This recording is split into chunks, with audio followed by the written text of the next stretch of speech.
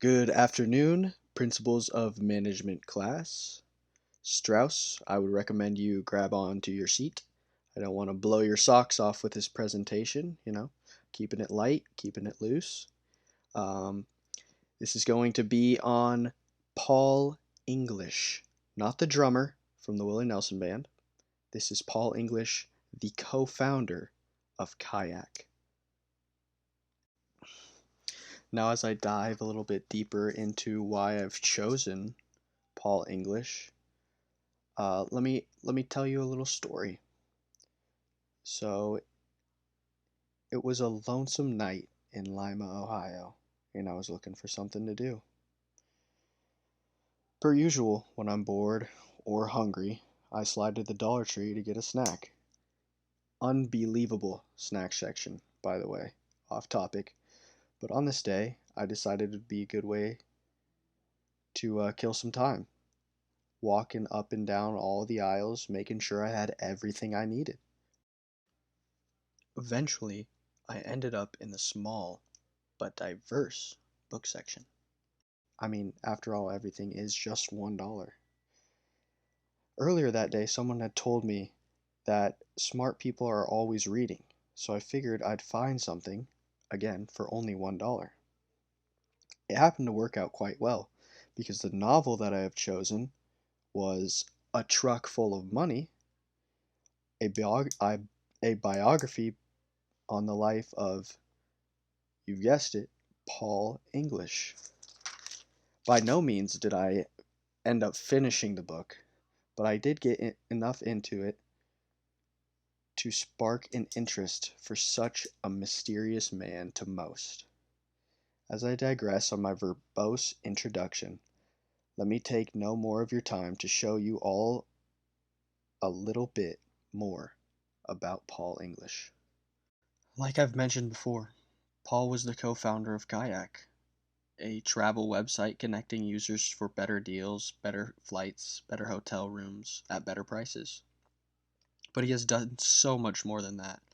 Mr. English has also sold two other software companies for a combined total of $57.5 million, not including his biggest sale, which was $1.8 billion of Kayak. But that's not what makes him different. His willingness to give and generosity are what set him apart. Since Paul was young, growing up in a blue-collar family, he thought it was unjust for money to just sit and do nothing in the bank.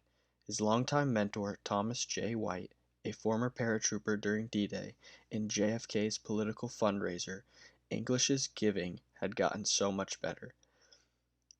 Paul now backs many nonprofits, including his own Summit Education, which supplies 350 plus teachers and 10,000 plus students with a building and materials to learn. He is also a member of the Pledge 1% Boston, which each member pledges 1% of their salary for Boston refugees in need.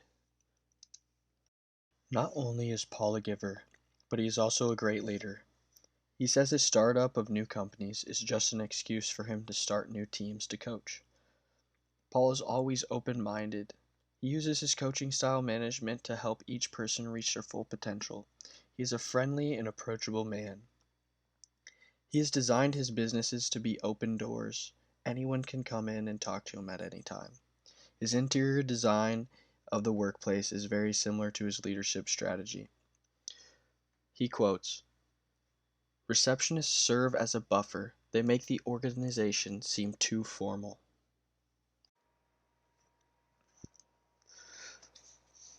Paul's experience in the tech field gives him a high-level insight when it comes to running, managing, and founding a company. He understands that most of his employees are socially shy people like himself. However, he uses this as an advantage when checking on progress and other analytical business metrics. Paul organizes his plans well, but is also quite ADD when it comes to this side of the spectrum. I think you'd describe him as someone whose office you'd walk into. It'd look a mess, but he would know exactly where everything was. I think a lot of us can relate to that. At least I can. Paul's control over his business is quite contradictory. He, most of the time, has the final say in what happens, but also delegates a lot of work to the people in his company. Paul uses success as a way to control his employees. If the employees feel like their work is affecting the world or helping the customer, they're more likely to work with passion and get more done. The dress code is light and casual. Jeans and a polo is often what you will see him wearing, even to his big meetings when everyone else is wearing a suit. Overall, Paul's mission wasn't to make as much money as possible. It was, and still is, to make his companies the best. His competitiveness drives him to be number one. He does admit at times that his competitive nature also hurts him at times. Before he sold Kayak, the revenue per employee was $1.5 million. That was higher than Google and Facebook in 2012. Being a smart businessman, Paul often let others make decisions for him. Two important people who have helped Paul get to where he was were Bill O'Donnell and Paul Schwenk. A quote from the book: "They complemented each other's work in their very different roles, in their very different ways." These two men are nothing short of genius and are a main reason to why Kayak was so successful. Paul English to me is one of the most ethical business people I've ever come across. The way he was to his employees is second to none. In the book, there is one instance where he was caught nauseous in the bathroom before a firing, and if he did have to let someone go, it was always with a very generous severance package and many opportunities to succeed at other companies. Paul also wanted a team full of A-plus software designers and programmers, but in one instance, when asked why he didn't fire a B-minus programmer, he said, "But he's a great human being. He's a great moral compass." Paul's business skill was built throughout his life, but his magnificent sales and negotiation skill are oftentimes said to come from his father.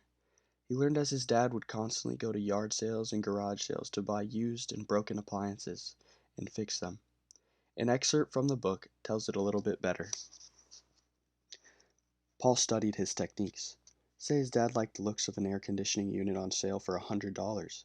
He'd go up to the owner and he'd start by cracking a joke. Maybe the seller would say, by way of claiming the AC unit in question was virtually brand new, "I bought it for my aunt. She passed away."